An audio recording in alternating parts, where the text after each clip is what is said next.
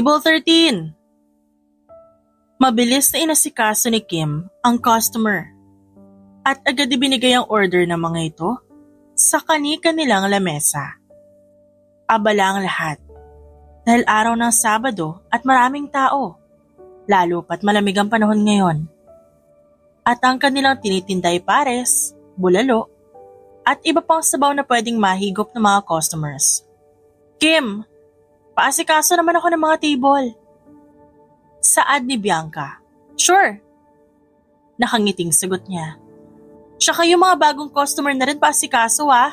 Masyado mahina ang kalaban natin eh. Ako nang bahala, Bianca.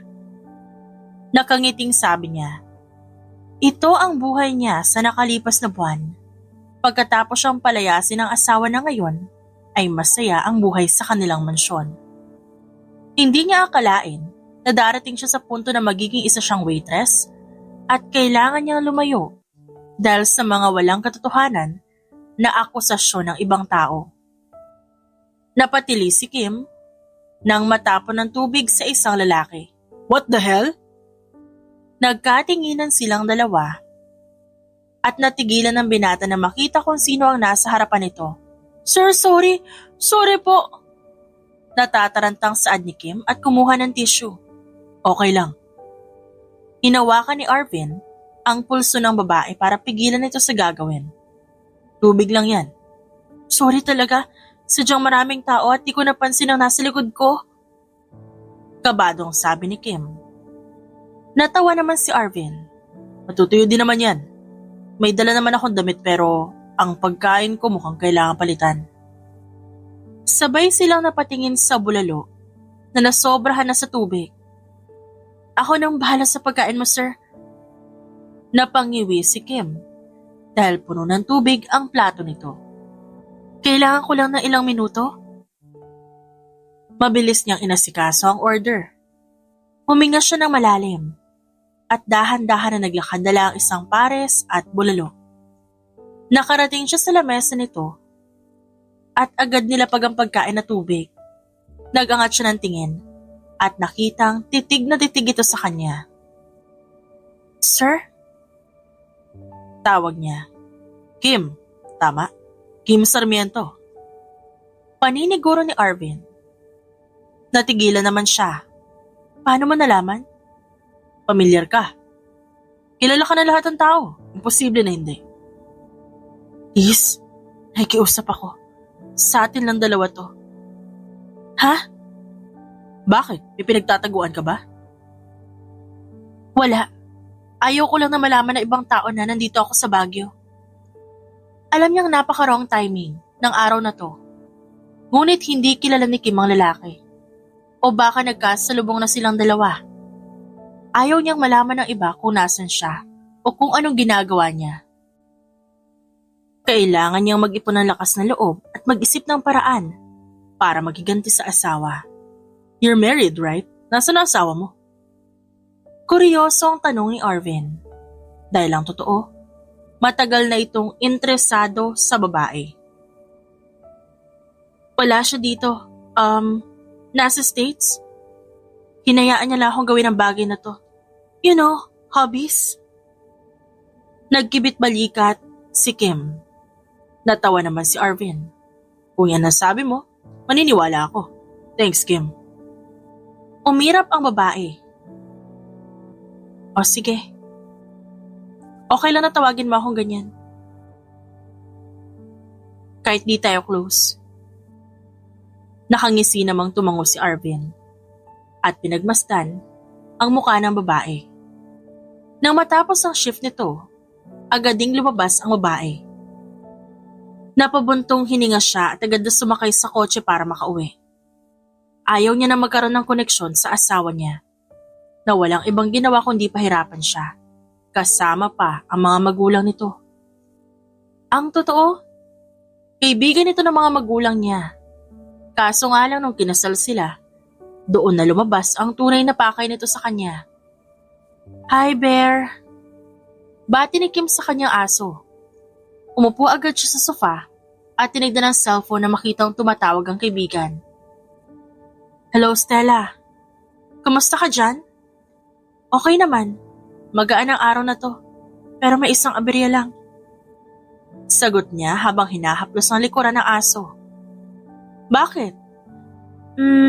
May isang lalaki na kilala ko. If I'm not mistaken, pangalan niya Arvin. Nakasuot siya ng army pants and white t-shirt. Hindi mo kilala si Arvin? Napapasinghap na tanong ng kaibigan. No? Napanguso naman siya. Marami siyang kilala. Ngunit ang lalaki nakita niya. Hindi. Mali niya ba dun? He's a police. Nag-iisang single sa 6 na magkakaibigan at malaki ang net worth dahil sa pamilya niya at sipag. Kilala din siya na magaling sa golf at shooting range. Kwento nito at halatang kinikilig pa. Wow, that's nice. Natawa naman si Stella. Isa rin siya sa mga lalaking pinag-aagawan ng mga babae. Gentleman but I heard, not in bed. Sexy, matalino, at galing sa respetadong pamilya. Stella, hindi ako interesado. I'm married, okay? Napairap si Kim at pumunta sa kusina para kumuha ng pagkain. Napanguso siya sa status ni Arvin dahil kaya nito lagpasan ng asawa niya. Bakit nga pala niya kino-compare? Napailing na lang siya at napasandal sa sink at inisip ang gagawin niya bukas. Girl, malapit ka na maging single. Pinoproseso mo na ang papel yung dalawa ni Brian. At kapag nangyari yon, pwede ka nang gumawa ng kahit ano. Kaso nga lang, sadyang ayaw ko lang pakawalan ni Brian. Bukas nga pupunta ako dyan at may pag-uusapan tayo. Tungkol saan? Sa mga nangyayari dito, basta. Bukas na bukas nandiyan na ako. Saan nito? Nang matapos sila mag-usap, napabuntong hininga si Kim. Hanggat hindi pinipirmahan ni Brian ang papel, nakatali pa rin siya dito. Gusto niyang mainis dahil wala na siyang kakampi bukod sa kaibigan niya. Gusto niyang sumigaw sa galit. Ngunit, hindi yun makakatulong sa sitwasyon. Bear, sa tingin mo, kaya ko nang bumalik? Tanong niya sa aso. Huminga siya ng malalim at agad tinignan ang litrato ng mga magulang. Kung sana lang buhay pa ang mga ito, malalaman ng mga ito ang nangyari sa kanya. Kung bakit hanggang ngayon, hindi siya makabalik sa Manila. Dad, Mom, tulungan niyo ako please. I hate this. I hate Brian. Huminga siya ng malalim, saka humiga sa kama para magpahinga. Binuksan ni Kim ang pinto ng kanyang apartment at nakita si Stella. Niyakap nila ang isa't isa at nagtatawanan habang naglalakad papunta sa living room. Nagdala ako ng pagkain at baka puro bulalong na yung nasa utak mo.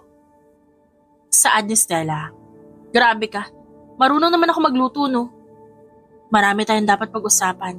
Seryoso ang lahat ng to girl. Napailing si Stella at umupo habang hinahanda ang pagkain. Bumuntong hininga si Kim at agad na hinanda ang juice at umupo na rin. Kinakabahan siya. Ngunit, kailangan niyang malaman kung ano ba talaga nangyari. Kung ano ba talaga ang masamang balita tungkol sa asawa niyang walang kwenta at sa mga magulang nito. Ano nangyari? Ang magaling mong asawa, kung sino-sino na naman ang babae na nagiging kliyente. Pero kapag wala ng mga tao kung ano-anong ginagawa, balak nilang ibenta ang mansyon ng mga magulang mo.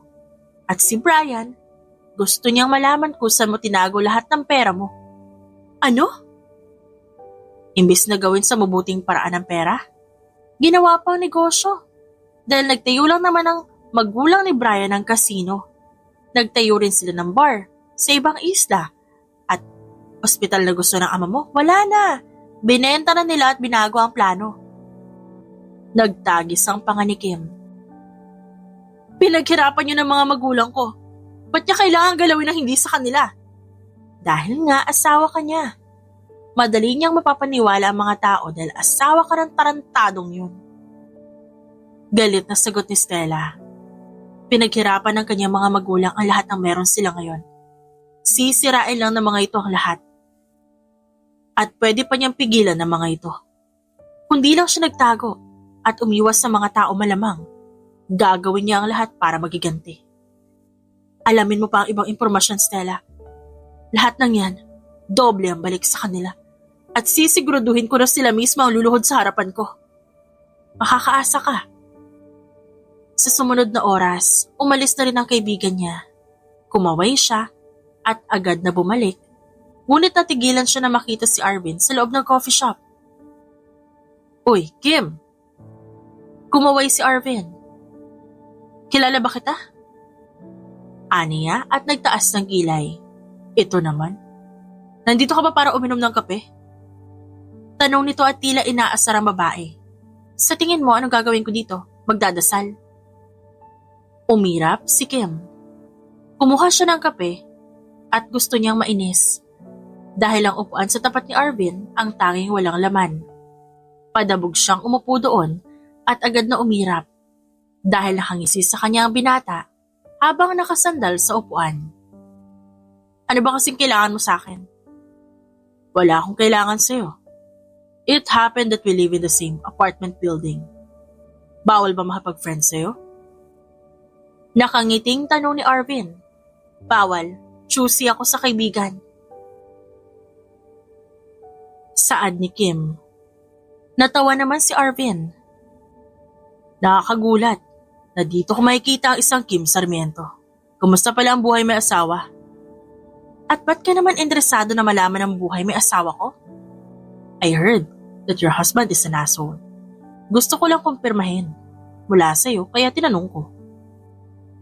Natigilan naman si Kim at napatitig sa binata na nasa kanyang harapan.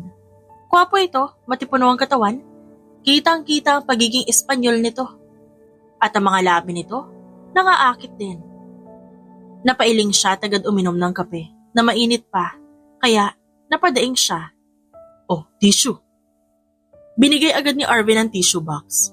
Ikaw kasi eh. Paninisi ni Kim. Ako ba umiinom ng bigla-bigla? Natatawang saad ng lalaki. He's an asshole. Wala siyang kwenta. Sa una lang mabait pero kalaunan, napatunayan kong walang lalaking matino. Ouch naman. Huwag mo naman lahatin. Putol ni Arvin. Natawa naman siya at agad hinalo ang kape. Bigla, nakaramdam siya ng kakaiba. Hindi malungkot at hindi rin nakakainis. O baka dahil sa kalokohan na sinasabi sa kanya ng lalaki. Tinignan niya ito at nakitang hinahalo ang kape at iinom ng konti. So ba't ka nandito? Bakasyon? May binabantayan ako. Kriminal? Hindi. Witness lang. Natigilan naman si Kim at agad na patango. Dahil ang akala niya, may kriminal sa building na to. Huminga siya ng malalim at naging tahimik dahil naisip niya ang pinag-usapan nila ng kaibigan kanina. May problema ka? Kung meron, ba't ko naman sasabihin sa'yo? Di naman kita kaibigan. O edi magkaibigan na tayo ngayon. Ngumiti ng malaki ang binata. Alam mo, nakakainis ka. Sinisira mo yung araw ko. Pinapatawa lang kita no. Nung nakita kita sa restaurant, parang hindi ka mapakali. Kalma ka lang kasi. Hindi maiwasan ni Kim na matawa. Dahil biglang gumaan ang loob niya. Kahit sandali lang, naramdaman niya ang kagaanan ng paligid. Pakiramdam niya, nakalimutan niya ang pinag-usapan nila ni Stella. I ran away from home. Pinagbintangan ako ng pamilya ng asawa ko kaya umalis ako. Biglang sambit niya. Bakit naman? May ebidensya ba sila? Tanong ni Arvin. Ngumiti pa ito at agad namang umayos ng upo. Tinitigan niya ang babae at sayang ang pagkakataon niya sa Baguio. Kundi ito uuwi nakasama si Kim. Wala. Siguro natakot lang ako kasi ang daming pulis. Ang asawa kong si Brian, walang ginawa kundi manahimik lang. At parang tuwang-tuwa pa siya na nakitang nahihirapan ako. Duwag pala ang asawa mo. Nakangising saad ni Arvin. Napailing ang babae. At naisip kung ilang beses ba siya nitong pinagtanggol. At sa isipin na wala, mas lalo siyang natawa. Tinignan niya si Arvin na nakatingin sa kanya. Ikaw may girlfriend ka ba? Tanong niya. Sinasadya na ilayo ang topic. No girlfriend since birth. Mayabang na saad ni Arvin. Maniwala ako sa'yo. Mukhang babaero ka, Arvin. Tumayo si Kim at kumiti sa binata at kumaway. Gulat pa ito na malaman na alam niya ang pangalan nito. Mas lalong tumawa ang babae at napailing. Umupo si Kim sa tabi ni Arvin at agad siyang napairap nang makita na nakangisi na naman ito habang nakatingin sa kanya. Silang dalawa lang naman na magkasama at eto sila ngayon, nasa isang park at umiinom ng kape. Katatapos ko lang mag-jogging. Saad ni Arvin. Di ko tinatanong.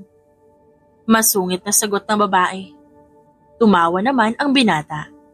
Ang aga-aga ang sungit mo, smile ka muna. Napailing na lang si Kim at agad pinaglaruan ang kanyang kape. Iniisip niya pa rin ang ginawa ng asawa niya sa lahat ng perang pinaghirapan ng kanyang mga magulang. At ngayon, habang hindi pa huli ang lahat, gusto niya nang bumalik. Bumuntong hininga naman siya at napatingala dahil sa araw na sumisinag habang si Arvin nakatulala at nakatitig sa kanya. May problema ka? Marami. Gusto mong dagdagan? Ayoko. Nagsisisi na ako na siya naging asawa ko. Akala ko magiging okay ang lahat. Dahil pinatunayan niya mabait siya at kaya niya akong alagaan. Pero pakitang tao lang pala yung mga hayop na yun. Bakit? Ano ba dahilan? Huminga ng malalim si Kim at mas mabuti nga na ikwento niya sa isang tuwang lahat nang sa ganun gumaan na ang pakiramdam niya.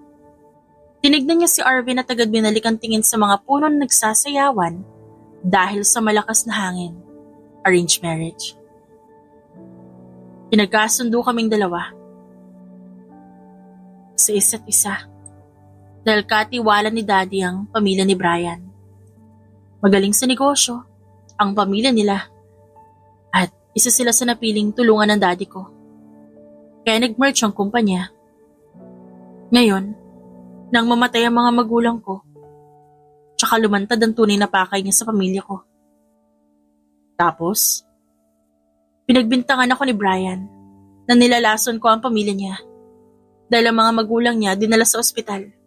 Pinalayas nila ako sa mansyon at lahat ng pulis sinanap ako dahil gusto ko raw patayin ang pamilya niya as if naman kaya ko. Wag lang magdilim ang paningin ko dahil gagawin ko makatotohanan yun. Bahagyang napatawa si Arvin, dahilan para matawarin ang babae. Agad niyang pinagpatuloy ang kwento. Kaya naging waitress ka dito para magtago. Yes. Ba't ayaw mong bumalik nang sa ganun malaman mo ang nangyari? Sabi mo nga gusto mo magiganti, ba't di mo gawin yun? Napalunok si Kim at napaisip. Ngunit paano siya makakaalis at makakapunta doon kung pinaghahanap nga siya ng mga pulis? Tinignan niya si Arvin at nabanggit ng kaibigan na isa itong pulis at may mataas na ranggo. Iniwas niya ang kanyang paningin at napailing dahil ayaw niyang gumamit ng tao at mas lalo magagalit ng mga magulang niya kapag nalaman ang mga ginagawa niya. Pinaghahanap ako ng mga pulis kaya paano nga ako makakabalik? Tanong ni Kim at tila nawawala ng pag-asa. Ayun lang. Gusto kong harapin si Brian at ang mga mapagpanggap niyang magulang. Ngunit sa paanong paraan naman? Huminga siya ng malalim at agad tinignan ang kamay niya at ang singsing na nasa daliri niya dahil hindi siya makapaniwala na kailangang umabot sa punto na kailangan niyang bumaba para lang sa kanila. Tagapagmana siya ng mga magulang niya. Ngunit heto siya, nagtatago sa batas. May alam mo kung paraan, Kim? Saad ni Arvin. Ano? Be my girlfriend. Ano? Mga paraan mo talaga no? Akala mo ba nakakatawa yung ganyan? Seryoso ako. Kalmadong sabi ni Arvin. Napalunok naman siya at tinignan ng binata na ngayon seryosong nakatingin. Paano naman? Kung magpapanggap kang girlfriend ko, mapoprotektahan kita laban sa kanya. Kaya rin kitang karguhin. Lilinisin natin ang pangalan mo sa lahat ng tao. At ano naman ang kinalaman ng pagiging girlfriend mo? Sa ganon? Para lang ipakita sa asawa mo na hindi ka basta-basta. Na kaya mo siyang palitan kung gugustuhin mo. Ongoing annulment papers nyo? At pagkatapos nun malaya ka na. Ayaw mo ba ng thrill? Nanliit ang mga mata ni Kim, ngunit kung tutuusin, malaki ang magiging bahagi ni Arvin sa pagbabalik niya. Given the fact that he's in the highest rank of being a police at mayaman ang pamilya nito, kaya alam niyang kaya siya nitong protektahan. Ba't ba ito ginagawa? Gusto ko lang makasiguro na mahuhuli ko ang asawa mo.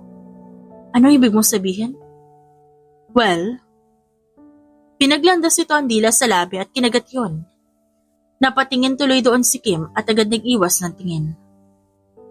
Yung sinabi kong witness, ikaw yon. Kim. Bakit ko?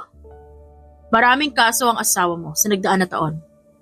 Lahat ng pagkikita nating dalawa. Sinadya ko nang sa ganun, malaman ko kung bakit. Kung bakit wala ka sa mansyon niyo. At malaman kung anong nalalaman mo. Bigla ay nakaramdam ng kaba si Kim at napalanok ito. Huhulihin mo ba ako? Hindi, wala ka namang kasalanan. Gagawin lang kitang witness nang sa ganon mahuli ko si Brian. Ano, payag ka ba? Huminga siya ng malalim. Ito na ang pagkakataon niya. At agad siyang tumango. Payag ako, Arvin. Hindi naman masama kung susubukan niya. At hindi naman masama kung papayag siya. Dahil para rin ito sa mga magulang niya.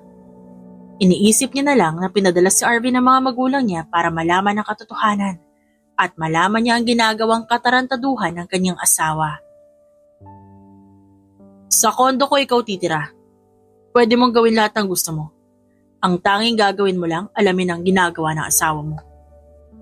Okay. And huwag kang mag-alala. Hindi ko aalisin ang mata ko sa'yo. Napatango agad si Kim at agad na sumakay ng kotse at hinanda ang sarili sa kanyang pagbabalik. Hindi mo na ako kailangang ipahanap, Brian. Lahat ay napatingin sa kanya nang dire-diretso siyang pumasok sa mansyon upang gulatin silang lahat.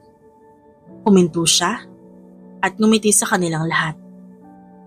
Nanlalaki naman ang mata ng mga ito, kaya mas lalong lumawak ang kanyang ngisi. Kim, sobra mo ba ako na-miss na kailangan mo ako ipahanap sa mga tao mo? Tumawa ang lalaki. Of course! Matagal kang nawala kaya gusto kong malaman kung nasan ka. Sinungaling. Malamig na sabi ni Kim. Nagtataka itong napatingin sa kanya. Ngunit blanko siyang tumingin sa mga ito. Bumabalik ang galit niya sa mga magulang ni Brian. Lalo na kay Brian. At pakiramdam niya, kaya niyang bugbugin ang asawa. Alam ko naman na hindi nga pakakawalan. Dahil gagamitin niyo ang pangalan ko sa lahat ng negosyo niyo na wala akong alam. Na maging ang pera ng mga magulang ko ginagamit niyo rin, tama? Ano ba sinasabi mo? Para sa negosyo nating dalawang perang ginagamit natin, di ba? Isa pa, napakarami nang natupad sa mga plano ng mga magulang mo.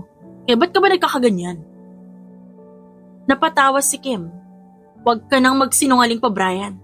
Bistado na kita sa lahat ng katarantaduhan na ginagawa mo sa likod ko. Akala mo ba wala akong alam sa ginagawa mo, ha? Akala mo ba talaga wala akong alam at tanga pa rin sa mga kalokohan mo? Nagtagis ang panga ng lalaki. Stop being delusional, Kim. Tinignan ni Kim ang mga magulang ng lalaki.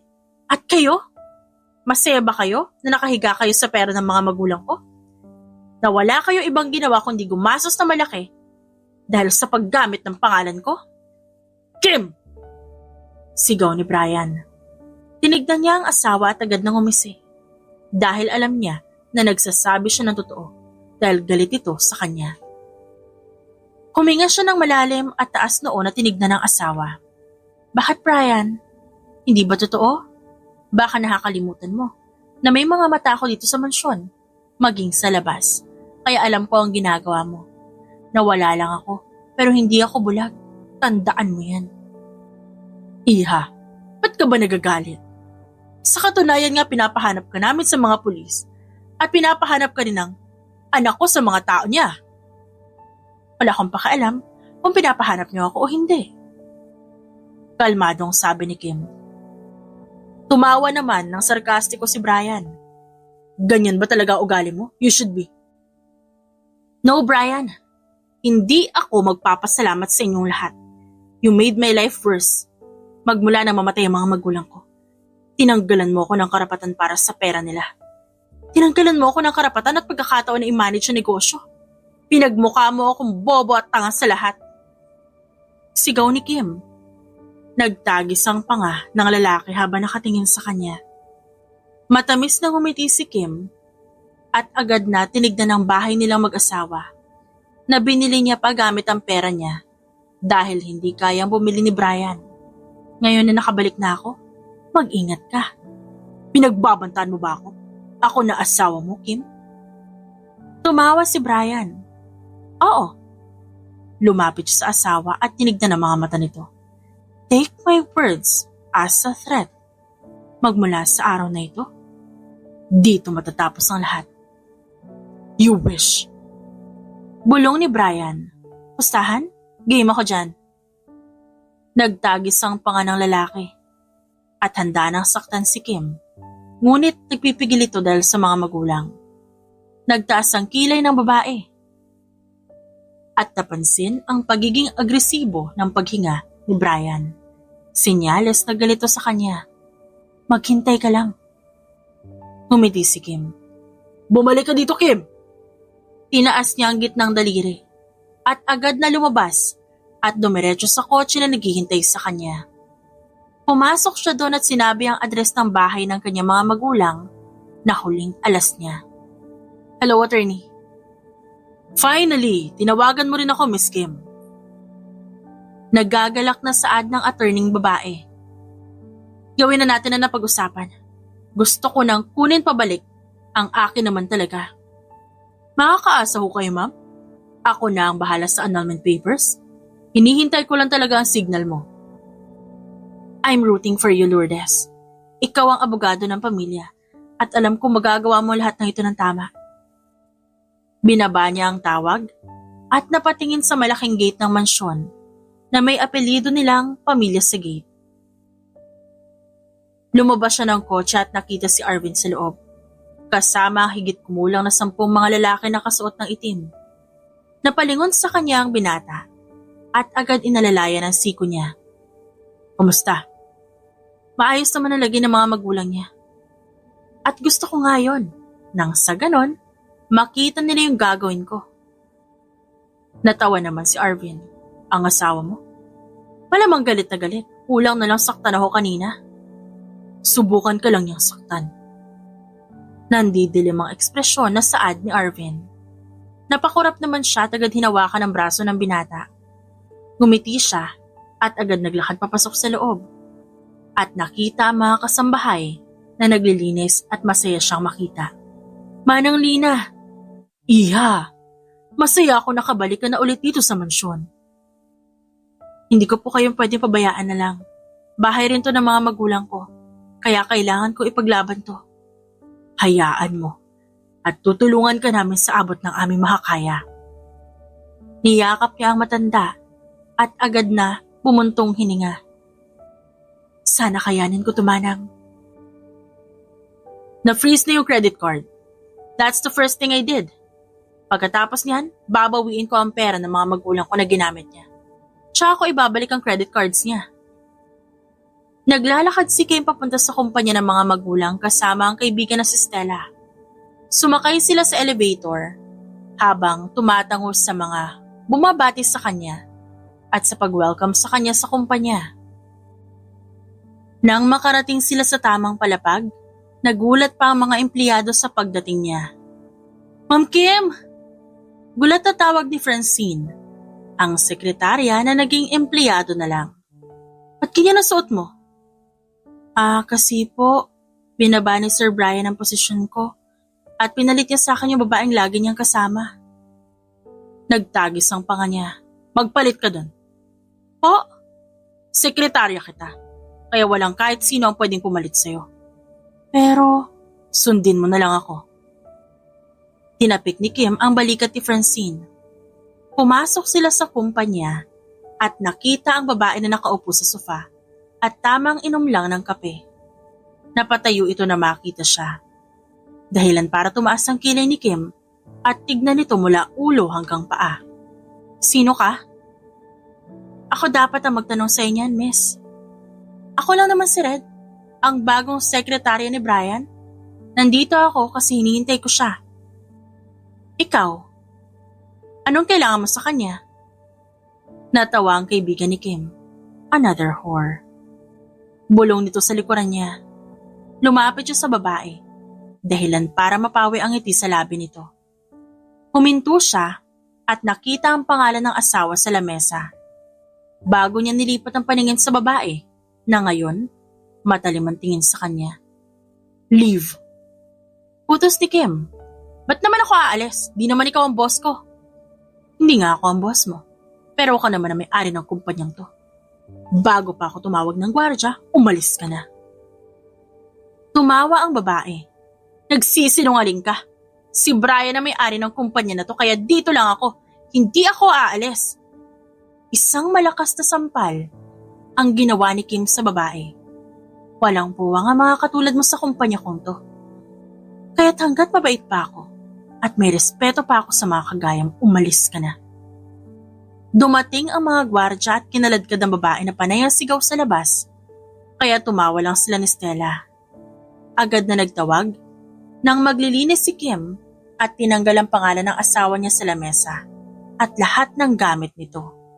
Maya-maya lang, dumating si Brian na nanlalaki ang mga mata habang nakatingin sa kanya na hawak ang mga gamit niya. What are you doing? Sigaw ni Brian. Sa likod nito ang magulang ng lalaki na nanlalaki din ang mga mata. Binabalik ko lang sa maayos ng lahat ng nandito sa opisina. Nilapag niya ang plate ng asawa. Ito lang ang tanging gamit na meron ka sa opisina ko. You can't do this to me. Hinayaan na kitang i-freeze ang bank accounts ko. Hinayaan kitang gawin. Natatakot ka ba na malaman ko ang ginagawa mo sa kumpanya ko? Pinaalis mo ang sekretarya ko at hinayaan mo madumihan ang opisinang to. Nakakadiri ka, Brian. Diring-diri ako sa buong pagkatao mo. Enough! Sigaw nito. No! Hindi pa ako tapos. Nagsisimula pa lang ako. Mabilis niyang kinuha ang bag at agad lumabas na opisina. Binangga niya ang mga magulang nito at agad naglakad papuntang elevator. Nang makarating sila sa unang palapag, nakita niya si Arvin kaya natigilan siya. Arvin, nabalitaan kong pinasarado mo ang 2 bar na asawa mo. Are you okay? Oo naman. Okay naman ako. Hindi pa naman ako tapos, Arvin. Kailangan kong patumbahin mismo ang lahat ng negosyo niya, lahat ng asset na binili niya gamit ang pera ng mga magulang ko. Kim! Sigaw ng matandang babae. Nagtagis ang panga niya at nilingon ang matandang babae na ngayon nagmamadaling maglakad para puntahan siya. Ano ba ginagawa mo, ha? Ano ba itong ginagawa mo sa amin? Ba't di mo tanongin yung sarili mo at ang anak mong si Brian? Kalmadong tinignan ni Kim ang matanda. Mag-asawa kayong dalawa. Hindi ba pwedeng pag-usapan niyo itong dalawa? Hindi ito ang gusto ng mga magulang mo at hindi ito ang tamang gawin, Kim. Napailing ang matanda at tinignan siya. Nangilid ang luha sa mata ng babae. Huwag mong idadamay ang magulang ko. Dahil maraming beses na nila kayong pinagbigyan. Namatay lang ang mga magulang ko na hindi nalalaman ang ginagawa niyo sa likod nila. Kaya wala kang karapatan, lalo na yung bibig mo, na banggitin ang pangalan ng mga magulang ko. Naintindihan mo? Kim. Awat ni Arvin at hinawakan sa braso si Kim. Wala kaming kasalanan sa iyo, iha. Ginagawa namin lahat para sa kumpanya. Pinatawad na nga kita sa paglason sa amin. Sa paggawa ng masama mula sa aming likod. Pinaatras namin ang kaso. Wow! Thank you! Salamat! Ginawa niyo yon pero ako, hindi ako aatras sa inyong lahat. Magulang ko. ang nakasalalay dito at pinaghirapan nila. You will feel my wrath. You will feel my anger, my rage and everything. At wala kayong magagawa kundi tanggapin yon. Hindi nakasagot ang matanda dahil alam ng mga ito na malaki ang kasalanan nila kay Kim at bali-balik na rin man ang mundo, malaki din ang naging pagkukulang nila kay Brian. Huminga ng malalim si Kim at dinuro ang matanda. Huwag niyo isusumbat sa akin lahat dahil sa ating dalawa, alam niyo kung sino ang may kasalanan at kung ano ang kasalanan niyo sa akin. Kim, don't call me like that. I'm not your slave anymore and I will do everything para lang mapabagsak kayo. Kayong lahat. Mabilis siyang umalis at agad pinunasan ng luha sa mga mata. Nagiging emosyonal siya sa tuwing ganito ang nangyayari at di siya makapaniwala na ito ang magiging dahilan para magbago siya at magbago ang lahat sa kanya. Beer? Nilingon ni Kim ang binata na ngayon tumabi sa kanya habang pinaglalaroan niya ang tubig gamit ang kanyang kamay. Ngumiti siya at agad kinuha ang beer, umayos na upo at pinagmamasdan ang mga ilaw sa ilalim ng swimming pool. Okay ka lang? Sama lang ang loob ko sa nangyayari. Pakiramdam ko, unti-unti ko nang nalalaman ang kagustuhan ni Brian na bumagsak ang pamilya ko. Nagsisisi pa rin ako na hindi ko siya kinilatis dahil pinagkatiwalaan siya ng ama ko. Wala ka namang kasalanan kung tutusin. Sila ang gumawa niya sa sarili nila at karma nila yan. Hindi sila makakaligtas. Ngayon, ang dapat mo na lang pagtuunan ng pansin, makabawi sa mga magulang mo. Sa mga nakalipas na araw, naging abala silang dalawa at hindi na napansin pa ni Kim ang mga nagawa niya. Una, ang pagkuha ng pera niya mula kay Brian. Pangalawa, ang pagsira niya sa mga casino at bar ng mga ito na sigurado siyang nalaman na ng pamilya nito ang ginawa niya. Pangatlo, ang mga negosyante na nagtiwala sa mga ito habang wala siya at ang malalapit na kaibigan ng kanyang ama na kailangan niyang kausapin upang maliwanagan ang lahat. Di ko talaga sila maintindihan, Arvin. Pinagkatiwalaan sila ng mga magulang ko. Dahil maganda ang layunin nila at naging matalik silang magkakaibigan. Kaya alam ko na mabuti silang tao. Nasilaw sila sa pera. Yan lang ang nakikita kong dahilan. Lahat ng tao may pera at masama ang balak. Gagawin lahat upang magtagumpay kahit makasakit na ibang tao. Pero alam mo, nagpapasalamat ako kasi nandito ka sa tabi ko. Natigilan naman si Arvin at napatingin kay Kim. I mean, tinulungan mo kasi ako. Yun ang gusto kong sabihin. Nahiya ka pa eh. Inamin mo na rin naman. Uminom si Arvin ng beer at natawa. Satisfied ka na ngayon sa nakikita mo. Kulang pa, Arvin. Ano pang kulang? Gusto ko magbayad sila sa batas. Ang sabi mo, hinuhuli mo si Brian sa mga illegal na gawain niya. At ngayon na may pagkakataon na, gusto ko mabulok siya sa kulungan. Gusto niyang bigyan ng leksyon ng asawa at magkaroon ng masayang buhay pagkatapos nito. Sa totoo lang, kalmado siya kapag kasama niya si Arvin. Nagiging matapang siya kapag ito ang kaharap niya. Kaya naman, hindi siya natatakot na maging matapang dahil alam niya na lagi itong nandyan para sa kanya. Tinignan niya ang lalaki na nakatitig sa kanya. Napangiti siya dahil doon. Pumapayag na ako maging witness. Kim, pag-isipan mo na mabuti ang lahat ng to. Matagal ko nang pinag-isipan to. At kasama sa desisyon ko ang gawing miserable ang buhay nilang lahat. Hindi ako papayag na magiging kampante pa rin sila. If that's what you want, gagawin ko. Napangiti si Kim at hinawakan ang kamay ni Arvin. Thank you sa lahat ng ginagawa mo para sa akin. Sa proteksyon, sa pag-aalaga, sa pagbibigay ng tapang. Mula nung nagkita tayo at nag-usap, nakatatak na sa akin na poprotektahan kita. At di ko babawiin yun. Naramdaman naman ni Kim ang pagtibok ng kanyang puso. Hindi niya mapigilan na makaramdam ng kapayapaan habang nakatingin sa lalaki. Ngumiti siya kay Arvin at kalaunan sabay nilang pinagmasdan ng swimming pool bago sila sabay na pumasok sa loob.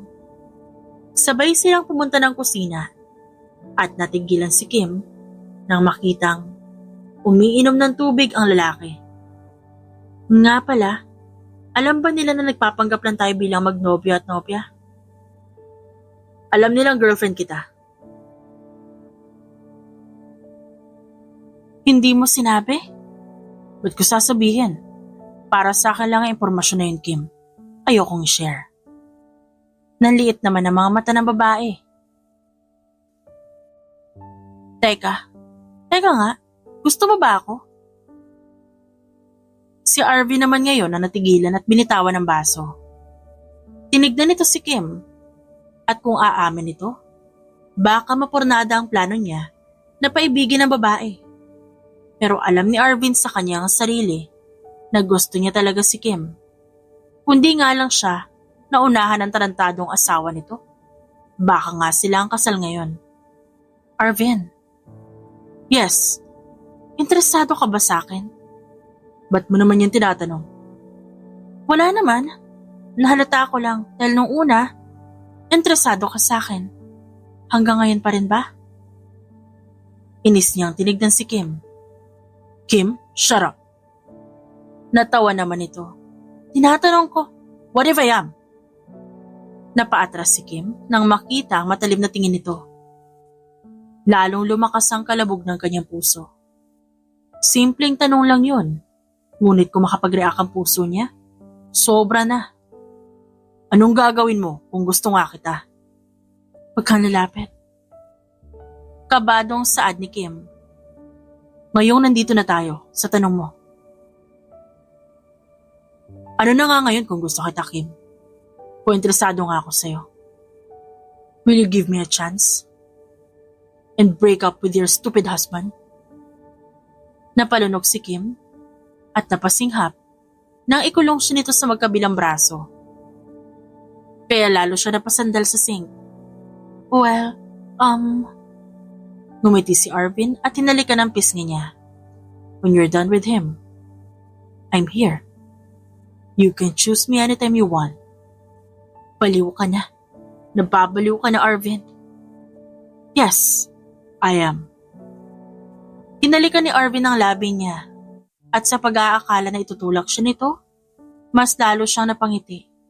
Nang humalik pabalik si Kim, kaya binuhat niya na ito at ilagay sa island counter.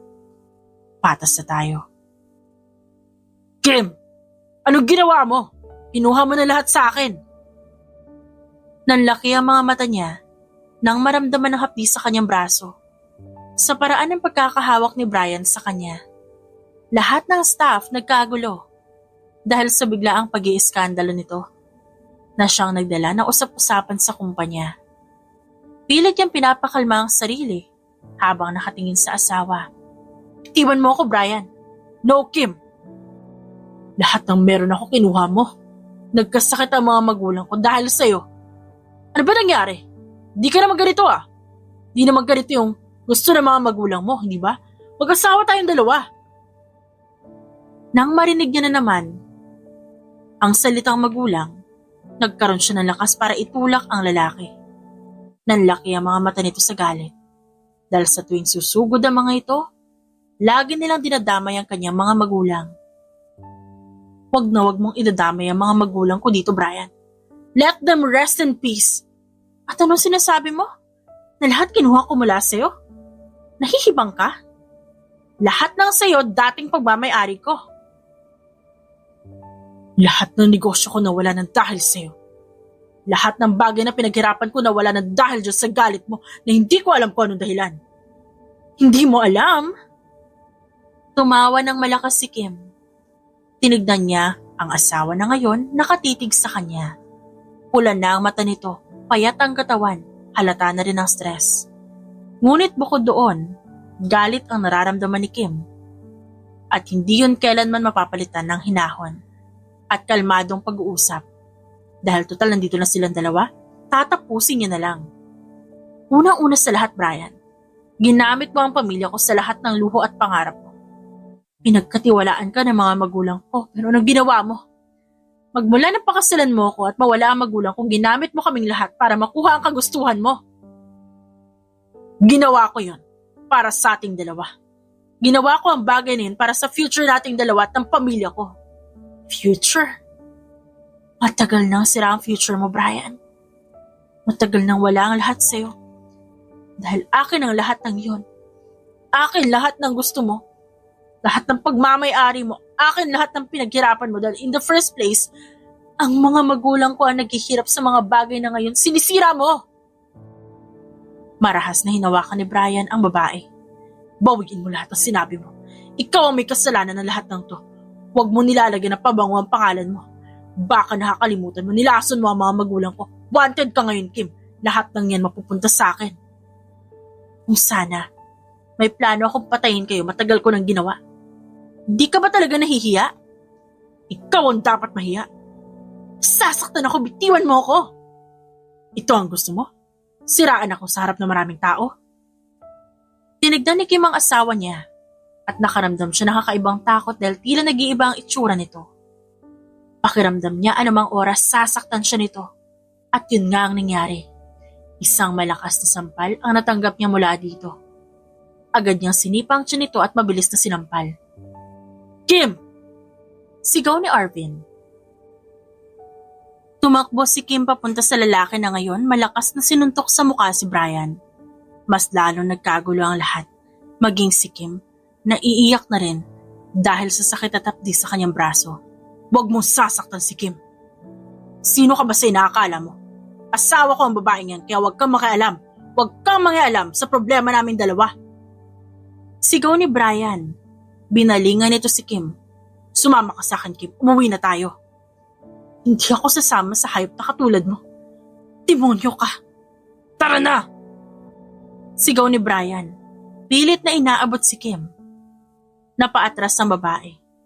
Agad niyang naramdaman ang presensya ni Arvin at sunod-sunod na dumating ang mga gwardya. Humihikbi na si Kim at niyakap si Arvin na ngayon ay galit na nakatingin kay Brian.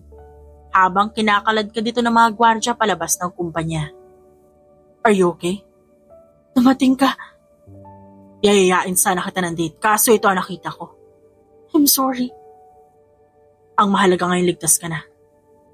Tsaka na lang tayo mag-date kapag maayos na ang lahat.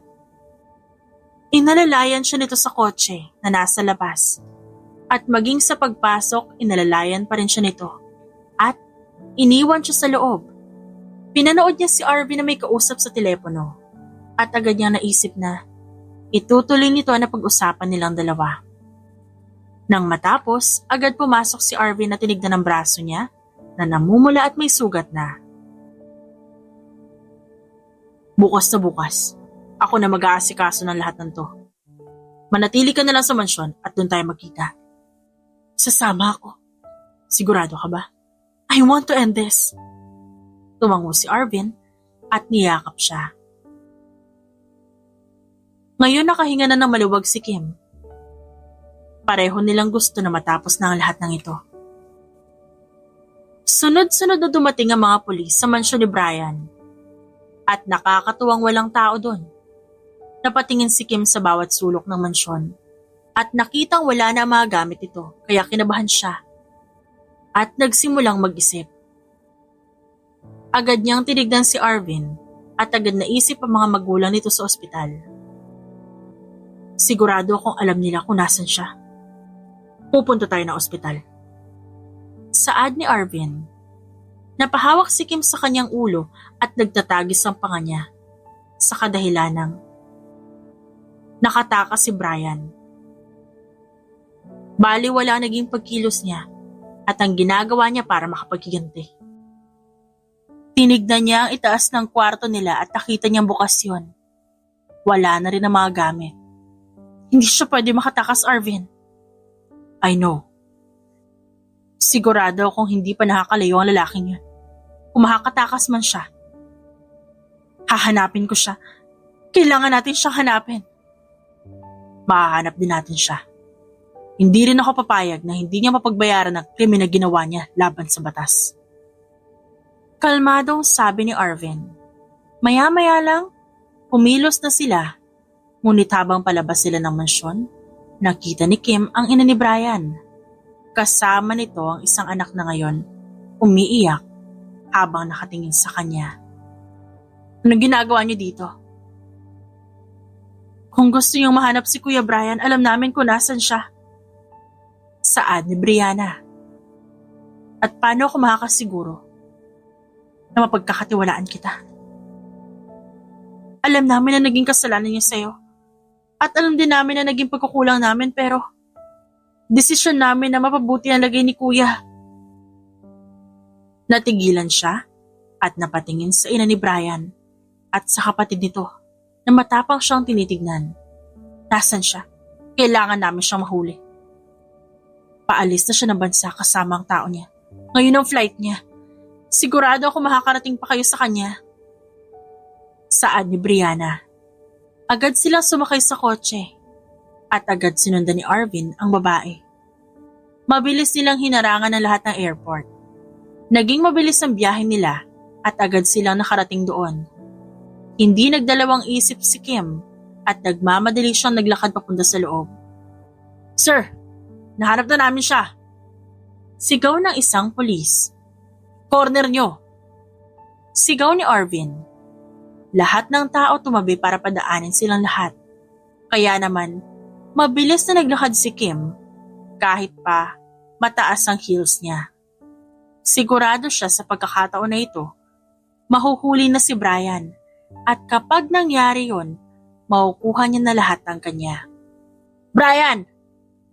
Sigaw ni Kim nang makitang nakikipaghabulan nito sa mga pulis. Tumakbo sila at umabot sila sa labas. Dahil ang lahat ng tao natataranta na. Nanlaki ang mga mata ni Kim nang makitang nakaluhod si Brian at hawak ng dalawang pulis na ngayon nakatutok ang baril sa lalaki. Huminto si Kim at tinignan si Brian na ngayon halos dumapa na. Kim, tulungan mo ko. Umiling siya. Kailangan mong pagbayaran lahat ng yan, Brian. Asawa mo ako, please patawarin mo na ako sa lahat na nagawa ko. Nagsisisi na ako, please magbabago ako. Nagawa ko na yung gusto mo. Help me. May sakit si mama, si papa na stroke. Nag-aaral pa ang kapatid ko, Kim. Maawa ka naman sa akin. Sana naisip mo yan nun, Brian. Nagmamakaawa ako. Kahit ang mga magulang ko na lang si Brianna, marami pa siyang pangarap. Help her, please. Tinanggal ng babae ang singsing at binigay kay Brian. Minahal kita dahil akala ko tapat ka at di mo ako bibiguin. Pero mas lalo mong pinatunayan sa akin na sana hindi na lang kita nakilala. Malakas na sumigaw si Brian. Agad namang lumayo si Kim at huminga ng malalim. Lumapit sa kanya si Arvin. Hinawakan siya sa kamay. Magiging maayos din ang lahat. Saad nito. Sana nga. Ako nang bahala dito. Mas mabuting umuwi ka na at magpahinga. Uuwi rin ako pagkatapos. Hindi na nag-abala pang tumanggi si Kim. Agad siyang inalalayan ng mga pulis papunta sa kanyang kotse. Huminga siya ng malalim at agad tinawagan ng kaibigan at mabilis na sumagot. Pupunta ako sa mansyon mo. Pwede mo bang tignan ang kalagayan ng mga magulang ni Brian? Ano? Gulat na tanong ni Stella. Gusto ko lang tignan mo at sabihin kay Brianna na ang abogado ko na ang bahala sa kanila. At imbes na sa mansyon siya dumiretso, sa puntod ng kanyang mga magulang siya nagtungo. Tahimik siyang umupo doon at nilapag ang mga bulaklak. Mom, Dad, nandito na po ako ulit. Lumakas ang hangin. Dahilan para hawakan niya ang kanyang buhok at pinagmasdan ang pangalan ng dalawang taong importante sa kanya. Suminghap siya at agad na humiga sa damuhan at pinagmasdan ang langit. Alam ko po na galit pa rin ako, pero hindi ko maiwasang mag-alala sa pamilya ni Brian. Nag-aaral pa yung kapatid niya. At kung pababayaan ko, kawawa naman. Tama naman po yung ginawa ko, di ba? Napangiti siya ng matamis. Nang maramdaman ng ihip ng malamig na hangin. I'm free. Mommy and Daddy. Sa wakas, pinirmahan na ni Brian ang annulment papers niyong dalawa. Saad ni Stella. Napatili si Kim. At dali-daling, nagtungo kay Arvin na napabangon mula sa pagkakahiga sa kama, kaya napatingin ito sa kanya. Natawa naman si Kim at agad hinawakan ang braso ni Arvin na nakapulupot sa kanyang bewang. What is it? Tungkol sa annulment papers. Pinirmahan na kasi ni Brian lahat. Malaya na ako.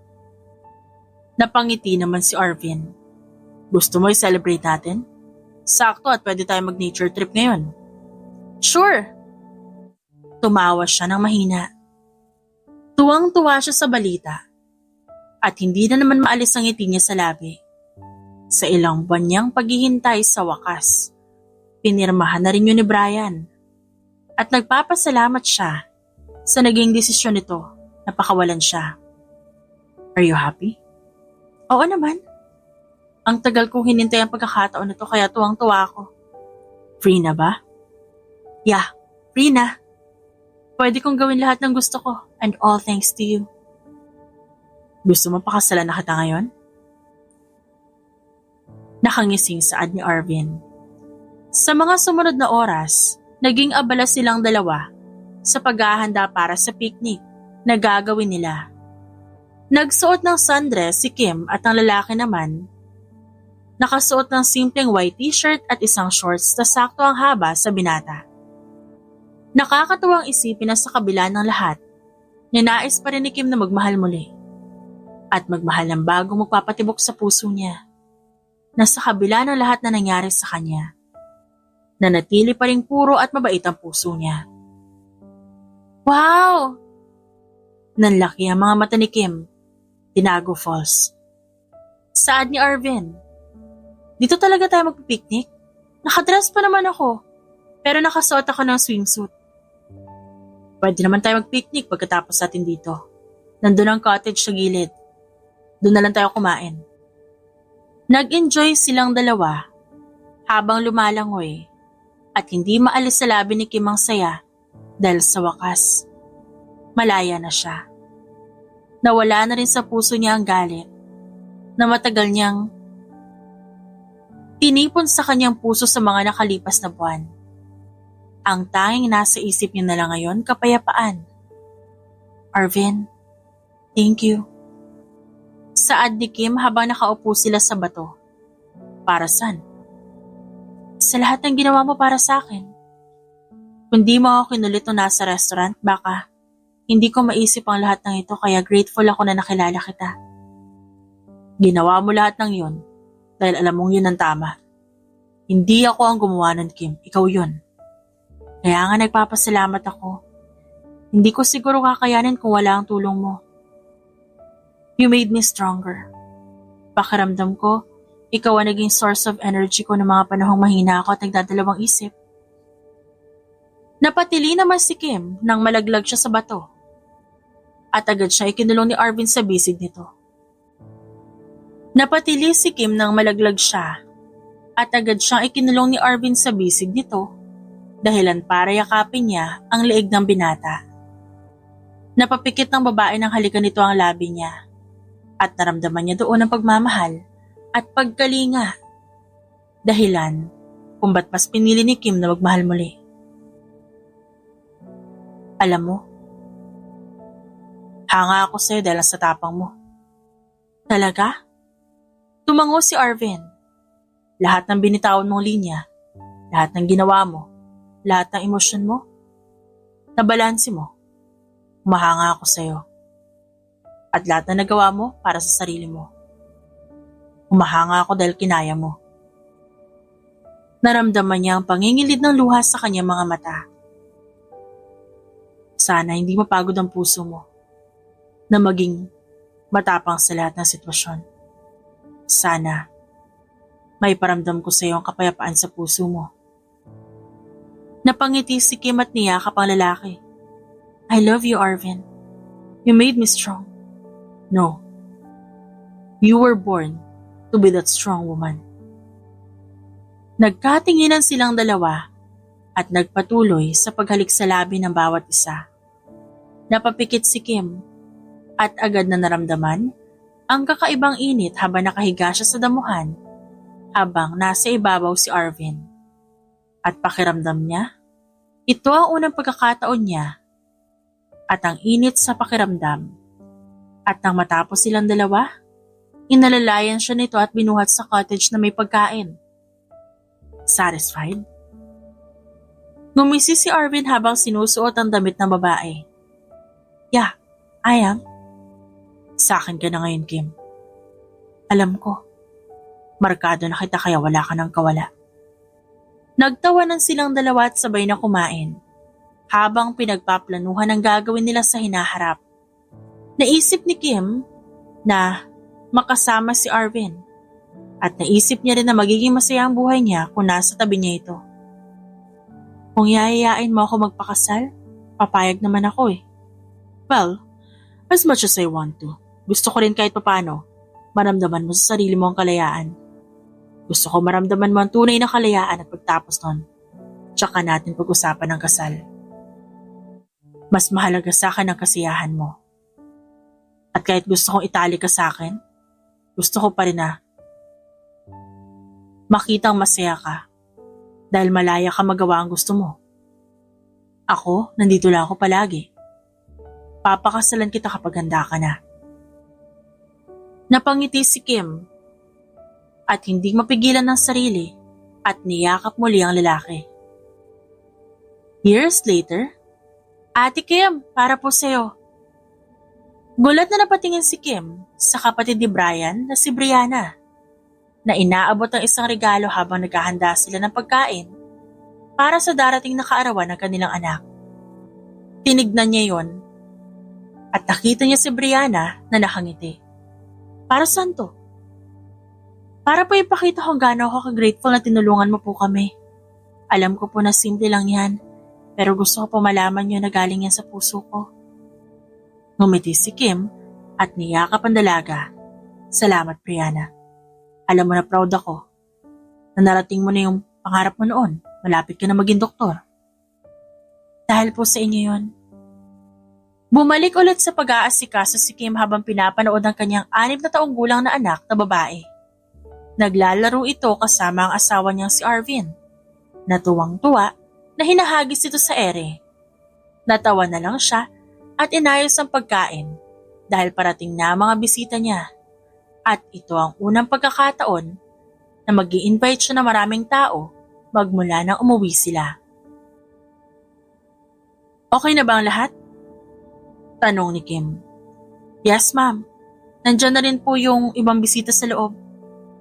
Asikasuhin mo muna sila ha, salamat.